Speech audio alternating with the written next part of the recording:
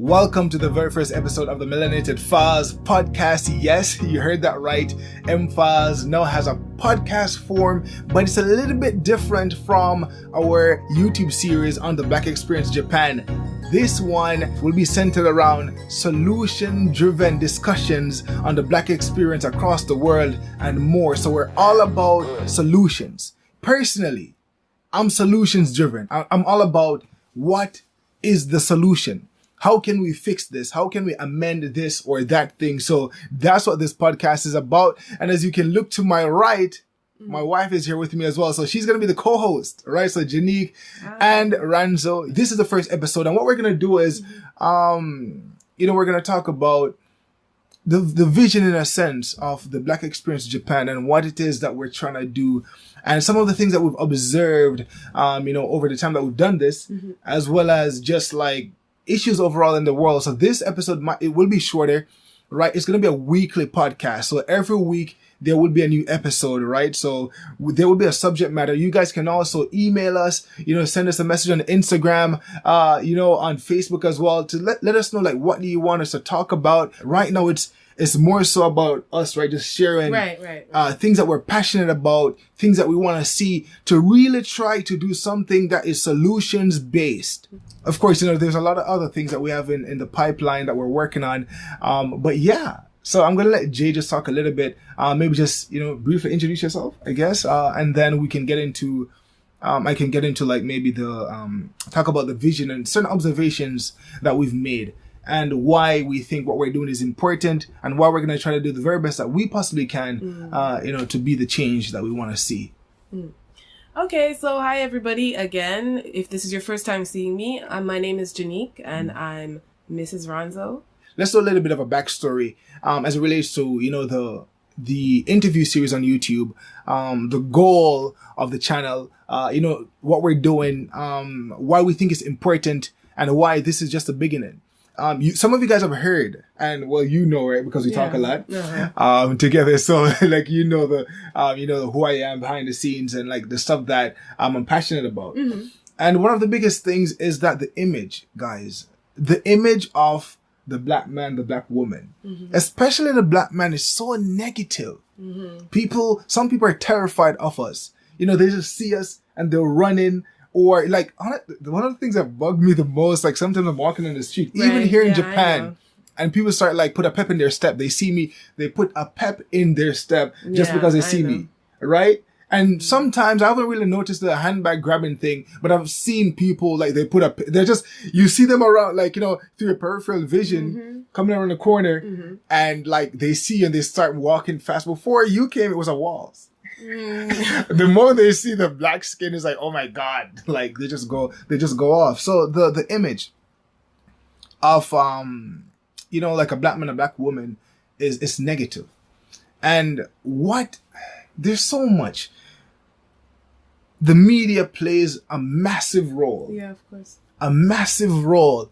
And it's not only the onlookers. You understand? It's not only people who see Black people, who have this preconceived notion based on what they've seen on the screen, right? It's not just them. Even us, all humans are susceptible to like being swayed by the media.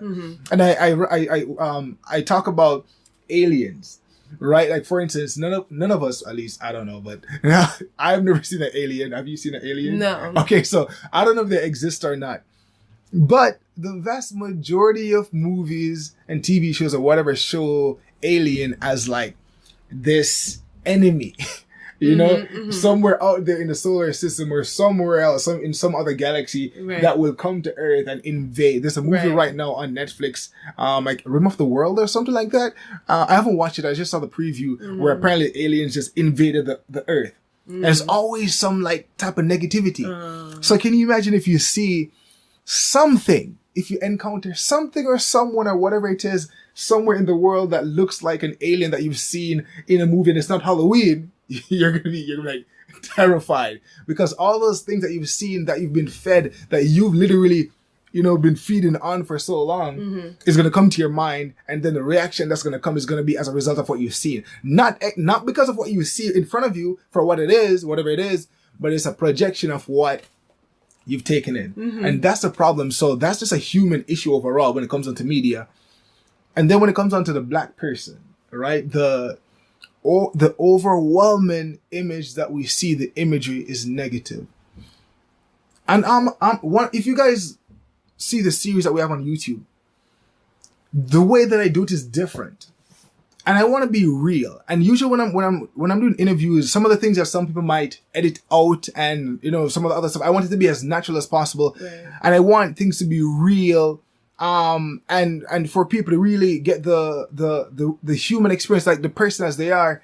And I feel like, so I'm not about, manufacturing anything. You get what I'm trying to say? I'm not about manufacturing anything or trying to put something just so it looks good. I'm really trying to put it as it is. Someone's story, whatever that story is, it's their story, it's their experience, right? I'm putting that to the fore. I'm bringing that to the fore. It's the same thing that I believe when it comes down to movies as well. I feel like, I'm not saying paint us in the most beautiful light, like we're angels on earth. That's not what I'm saying. Yeah, exactly. What I'm saying is we need a more balanced image. Right. We're not all comedians, right? We're not all athletic. Some people are like, yo, look, I can't sing. I can't dance. I can't run. I'm not strong. I'm none of these things. That's right. But that's the image. So that's what you see all the time. Criminals. There's so many black people I know who aren't criminals, who've never don't have a criminal record. I don't have a criminal record. You don't have a criminal record. No. They're like, we've never stolen anything in our lives. We've never done any of these things that we see. And we're like, it's probably like a very, very small percentage of the populace or the community that engages in such activities. And it's not just about black people, any people. Yeah. But guess what happens? The images that we see are overwhelmingly negative. Overwhelmingly negative. And I'm not trying to go into a conspiracy type theory, spiel or whatever right now. It's just that I think that the people that make these things, they don't look like us mostly. And because of that, they don't have a vested interest in making this image as accurate as possible. Right? For them, it's like entertainment and they're just like, you know what, whatever, we don't care. This is how we see them. Or it might be a way to sabotage and perpetuate just the whole negativity itself. Right? So that's the thing, because like as a creator, right, your creation is a reflection of who you are. Yeah. Right? So if you create something, like a piece of your likeness will be in that thing. It's almost like when we're creating stuff, or if I'm doing a video, like whatever it is, it's like a part of us, right? Like as well, like when they're doing their dance or singing or whatever, there's a part of you that's infused in that. Like the songs that you choose, the things that like you're a part of it. Yeah. So when you look at the creation of these people that are doing it, it shows where their mindset is. Exactly. You understand? So I'm like, you can't produce something that's not within you. You understand? Like to bring that out. Like, and then it comes now to the actors who take on these roles, and then it's like, you get a break, or the rappers or whoever, and you're like, they need the money. And then so there's this whole, it's like a sort of like a conundrum where they're trying to like survive. They might not get the roles that they want to get, or the deals they want to get, but they get a deal and it's not what they want, but they need the money so bad and they're hungry. And people usually say you shouldn't make like really serious decisions when you're hungry or angry or stressed. Like some of those conditions, when you find yourself in those states, they're like, don't make any life-changing decisions in those states. But usually those people are hungry and they need the money so bad, and you're like, you know what, listen, I don't care, man. Like, parents should be the ones who, responsible for, their kids and all these things. But tell me, there's more that I want to say, but I want you to chime in. Like, because of course you did communications as well. So you know a little bit about media, and advertising and stuff like that. So just tell me, we can talk about it. Why, how, two things. One is like, why do you think the only images that we see, the overwhelming image that we see online of black people is negative, especially in movies, media, TV shows? And what are the potential ramifications of these, like, people being blasted with these images over and over again? Right. Well, I mean, you can't ignore the historical factors of black people, specifically where media spread out mostly from America, right? The strongest media power is in America, and we can't ignore the history of Black people, and just of course slavery, racism, and even what's going on today. It has never gone away. It's been diluted or like slightly hidden, but it's still very Or it took on another form. Yeah, it's taken on another form. Still very prevalent. I mean, growing up, the Black person was always the first one to die in a horror movie. God. Everybody always talks about that. But I mean, it's like, you know, you watch these movies and like, oh, you can already predict she's gonna die first because she's Black. And once in a while, maybe they'll make the Black person the second person just to shake you, to shake you up a little bit. Once in a while, I can't remember, but there may have been a movie or two that I've seen where, okay, they weren't the first, but they were the second. Definitely, they didn't survive.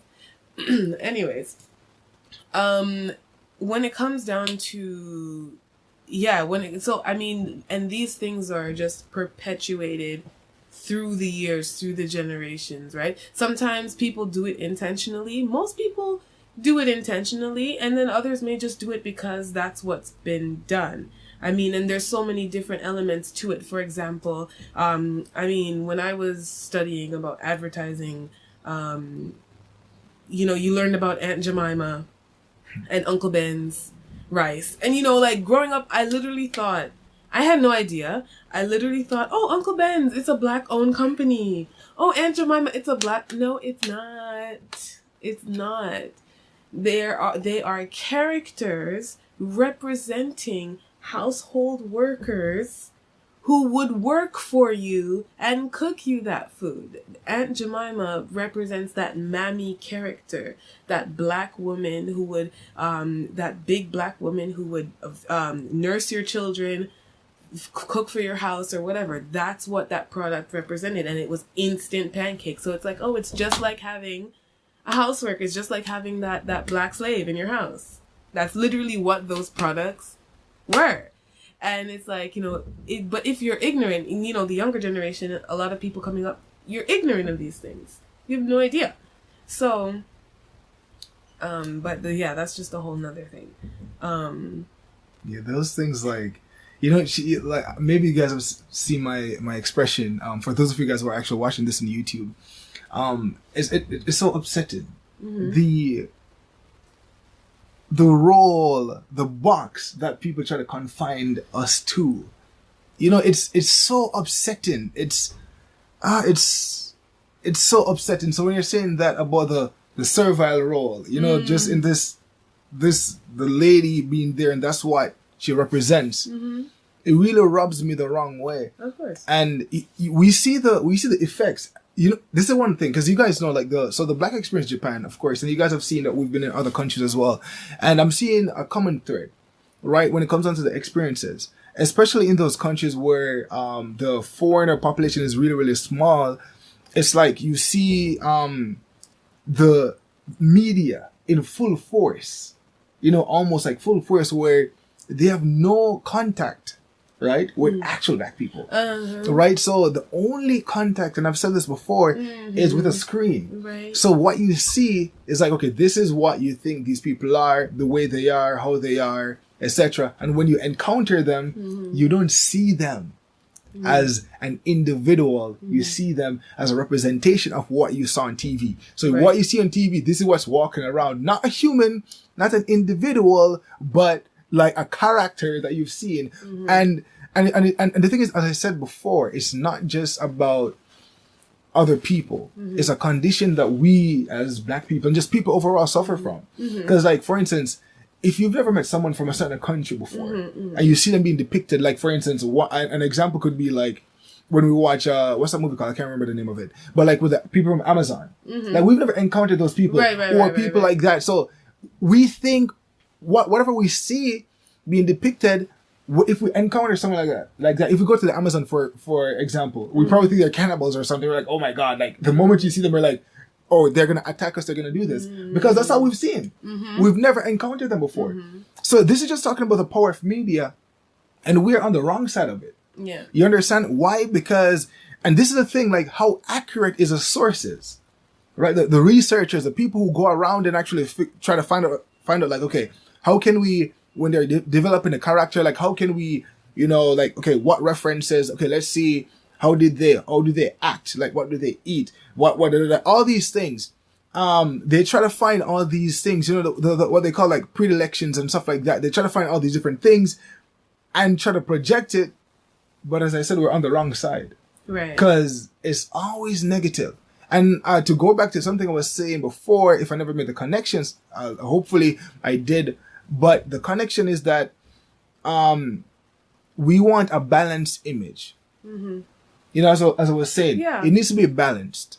I've heard very, very ignorant comments that lack knowledge, where people are talking about, well, there's no black scientists, or there's no black this, or there's no black civilization or like prosperous in history. I'm like, history of the black man and black woman or the black race never began at slavery. Right. We know how old the earth is. You understand what I'm trying to say? Like, slavery was like about maybe like 400 years ago. We never sprung about there. That wasn't our beginning. Right. So if we're going to talk about civilizations and stuff, we can go way back, but that's not what I'm going to talk about right now. I just want to see a more balanced image, the different roles. And of course, some people just look at me right now and just say, listen, make it yourself. Like, why don't you do it yourself? Which is something that we hear all the time. It's like, why don't you do it yourself? And that's one thing. You want to say something? Wait, before that, that's one thing that we want to do, right? We want to tell, of course, the story of our people, authentic, real stories, not some fabrication, right? But real, authentic stories. That's what we're about. And you know what?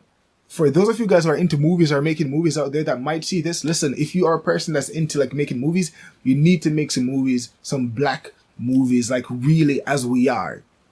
Yeah. What I wanted to talk about was the whole psychological factor. I think you were mentioning that. So if you want to even talk about like advertising and television as a whole in its birthing stage, especially in the industrial era when companies started to advertise to people to sell their products. These people hired, like, in their staff, like actual psychologists, people who understood the way people's minds work. And and they would, for example, okay, let's not even make this a racial thing. Before, people in America, for example, didn't wear deodorant wasn't a big thing, right? Scented soaps and all these things weren't common in America. I'm kind of glad. Okay. I know where you're going with it, but I'm glad they introduced it. Continue going. Yeah, no, of course. Of course. However, what they would do in the advertisements, for example, is say, are you 30, single, not married? Well, our product will help you find a wife. Our product will help you find a husband because you probably stink. Oh God. Yeah, and I'm not the power. But that was what they did. They messed with people's minds and saying, okay, well, this is why you're probably single and unmarried and whatever. You can't find anybody because you stink. So use our product and then you can whatever. Okay, it's like Axe. I remember Axe when Axe came out like a few years ago too. Like everyone, like you think like if you just the girls are gonna come, y'all. Are they gonna lose like? Yeah, and of course these images are everywhere, and this you're going into the history of consumerism and just like people's like, okay, we see the ad, then we have a desire for it, and then we go out and we want to buy it. So it works the same way with movies. Movies may not necessarily be selling product, although sometimes they are. They're not always selling product, but what they are doing, if we want to go into that psychological aspect of that white supremacist coming from that mindset, they wanted to keep the black populace down. The black population, they did not want to see black people above them in movies, they take that same kind of psychoanalytic approach to put the black populace in their place, if you want to say. And I mean, everybody will have their own opinion about this, but it's there. It's evident. Black people are always... One thing it is evident. Exactly. So black people are always in a subservient role. In not the CEO, not the boss, always the lower working positions. And so growing up, and I can vouch for this, any other black person that we know can vouch for this. Growing up, when you're watching movies, you're watching TV shows, you're looking for that image, something to relate to. You're looking for, you see this black family show or whatever, and then, this one is, that's what they do. That's why people always talk about this, but the Cosby Show was something that was very different and, positive, because he was a gynecologist and his wife was a lawyer, right? Lawyer? Yeah, I think so. I'm not sure. I can't remember, but yeah, I think that's what it was. Anyways, correct me if I'm wrong in the comments. Yeah, so when you see that perpetuated in TV shows, and we know the influence of media. You see it over and over and over again with a product. When you go out and you see the actual product, you're gonna buy it. With movies, they perpetuate this persona. And it's like, okay, we as black people, young black boys, young black girls, we see this persona over and over and over again. So we don't have the desire, or don't think that we have the capability to rise above what we see in the media. So this is why, some parents have to really work hard on their kids. Or, you know what I mean? And this is why schools and education is also so important, because teachers play a huge role.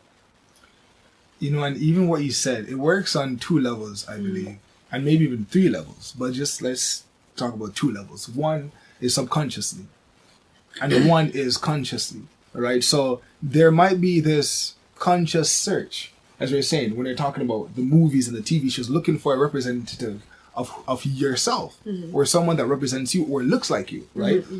And then a subconscious level where it's affecting you without you even knowing that. Right, so that one, I spoke about this on a live stream I did, and it was about when I was in Singapore, and this lady communicated something to me about her white friend when they went to watch Black Panther. And he was watching the movie, and he seemed to be a more open-minded individual.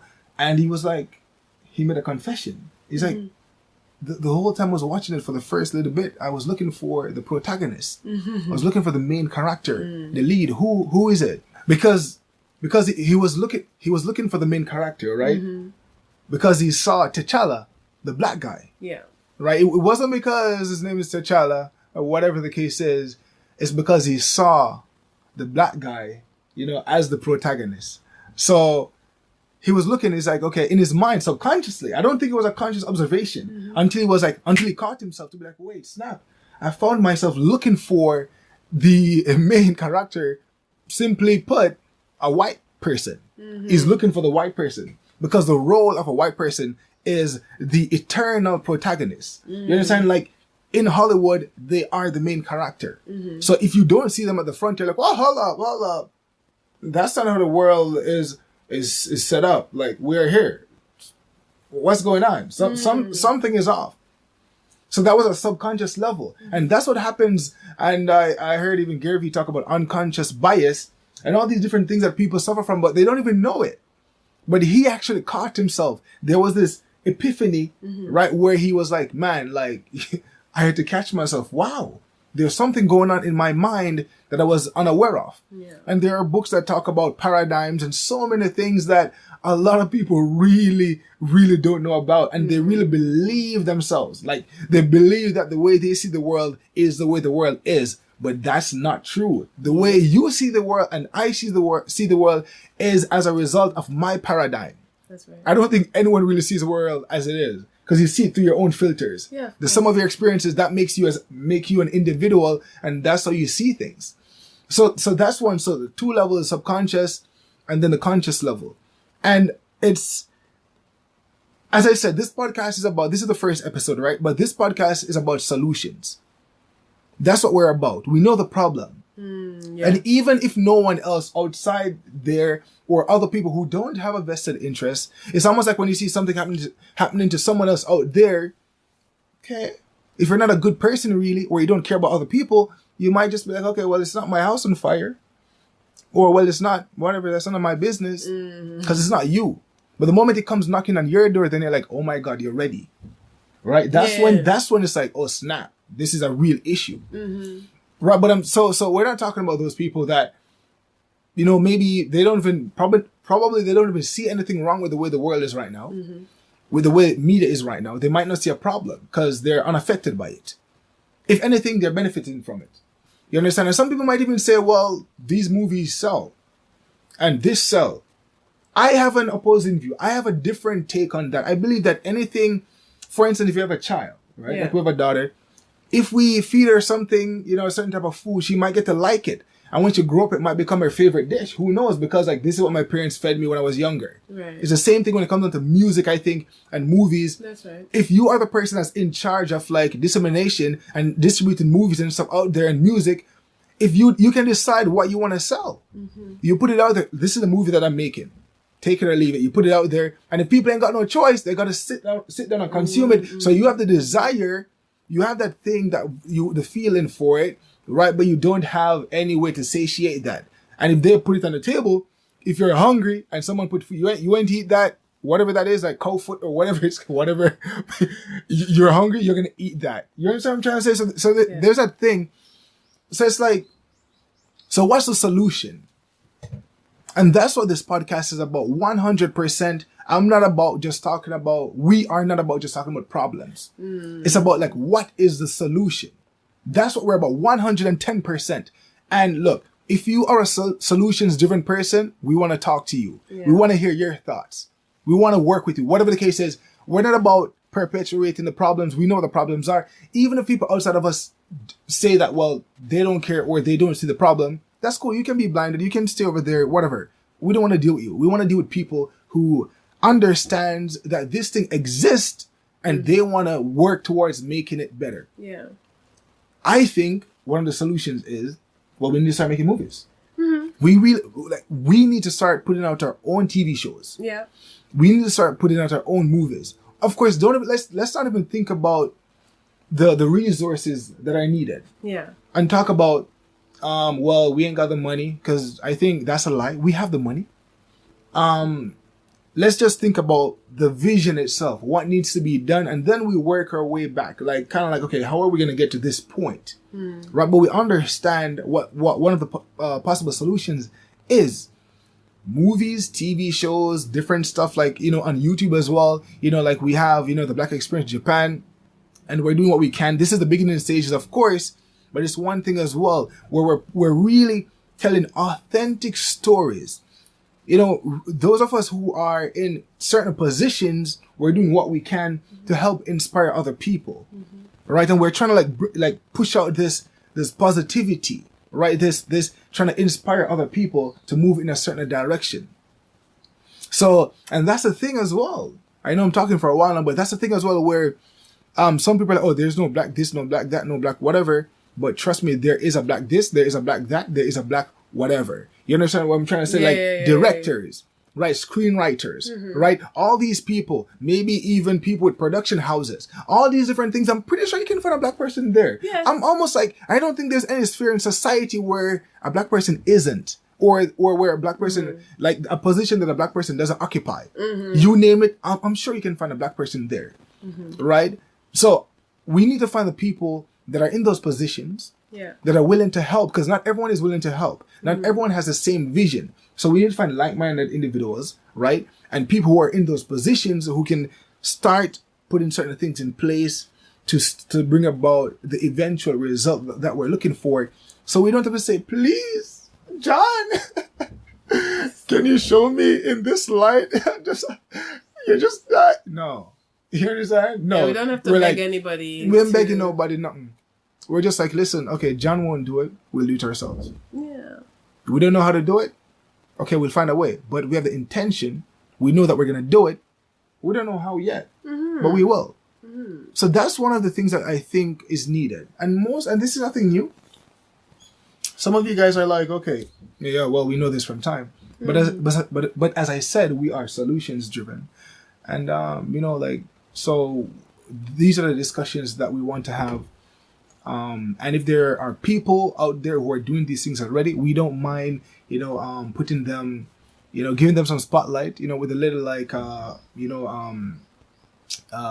influence, I guess, that we have a little bit, so that's what we're about. 100%. That's the heart posture that we have. Yeah.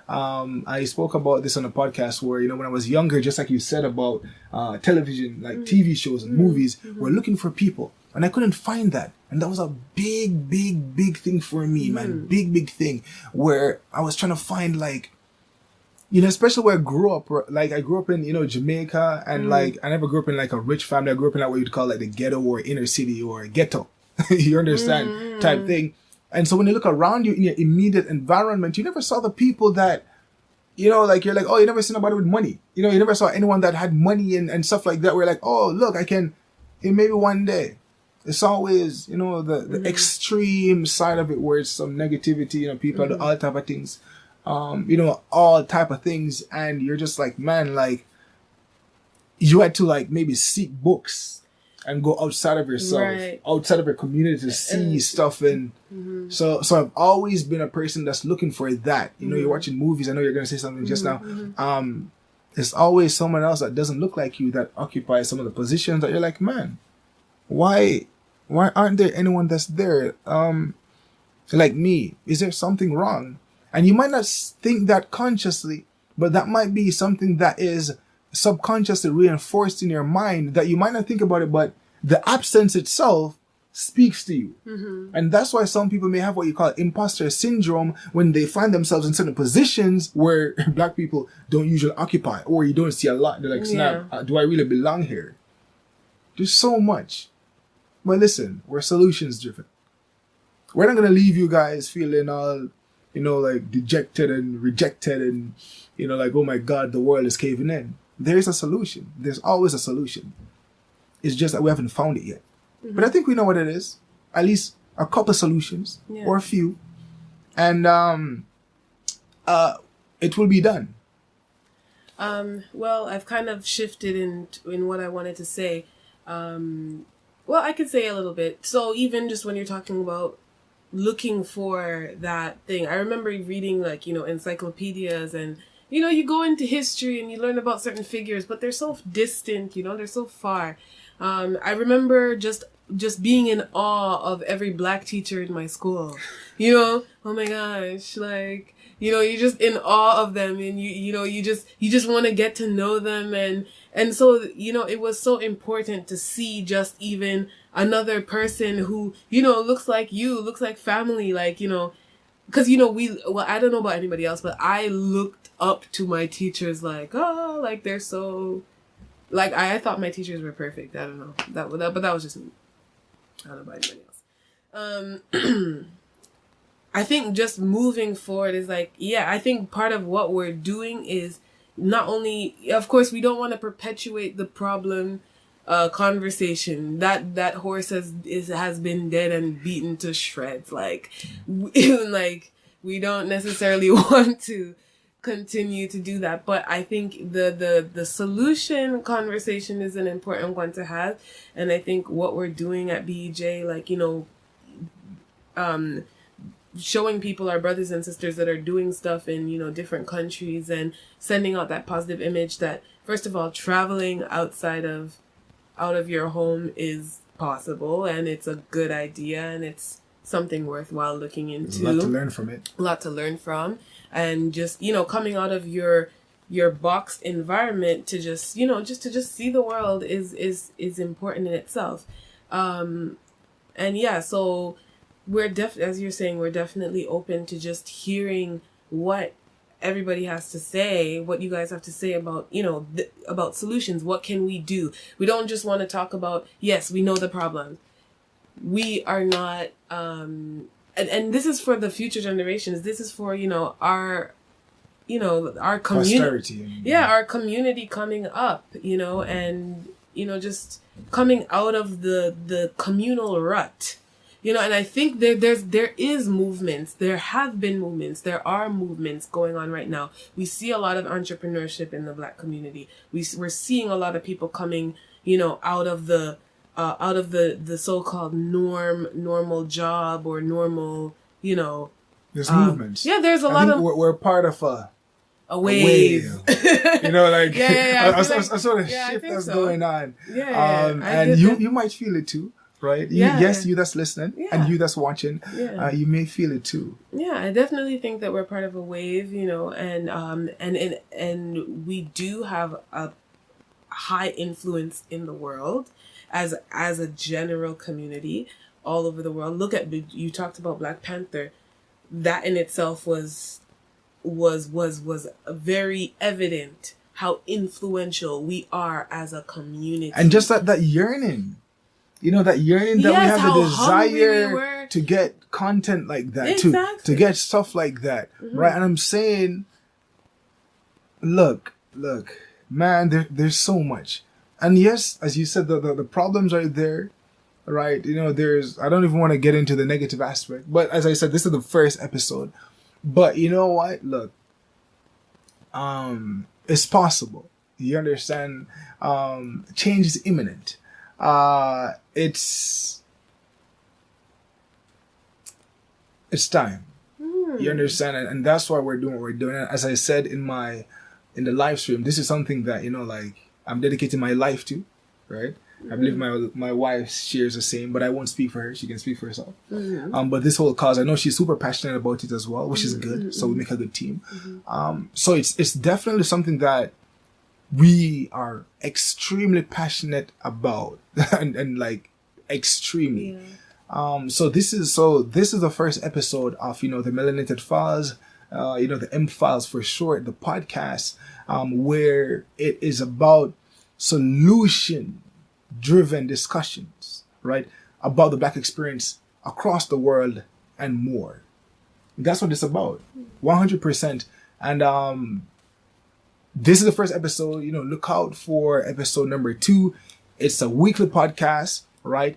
For those of you guys who are watching on YouTube, the link to the podcast is in the description down below, right? You can listen to it on any platform. You go there, you subscribe to it. Once a new episode is released, you can listen to it. You can watch this version as well to see the visuals as well. We appreciate you guys listening. And remember, solution is what we're about. Solution is what you should be about as well. Think about it. All right. Let's be a part of the solution because it can be done. It doesn't matter how big the problem may seem, it's possible. You don't have to know exactly how you're going to solve it, but you just know in your mind that it will be solved. Right. If you're watching this on YouTube, guys, remember to like this video if you liked it and hit the subscribe button, right, for multiple videos per week on the Black experience, not only in Japan, but across the world. I think Jay wants to say something. I did, but now I've forgotten. Okay. Wait, it happens. Now I remember. Oh yeah, just like a little closing comment or remark, and that, what we're doing in solutions, talking about solutions. So many of us want to do things, but we feel like inadequate or feel like, okay, we can't do that, or we don't know where to start or don't know what to do. But like, I know there's like something, there's a deep desire in many of us, to be something bigger than what we are operating in right now. And I think this is where, all talking about all these problems comes from, is just like, within the Black community, we've got this weight down on us. So I just want to encourage anybody who's watching now, to just really start to dream again about those things that you want to do that maybe you've put on the back burner, and that really start to consider like how you can start to put action to those ideas and those things that you have, because we need you. We need that thing that you need to do. Do it. Yeah, I concur. You have it within you. Listen, don't keep it to yourself. Okay? Don't keep it to yourself. Listen, you have it. We need it. Share it with the world. Right? So that's the message, guys. I think, going forward, we may have maybe a motivational quote or some inspirational quote or maybe a book recommendation, because I like reading books. I'm always reading I'm always reading a new book.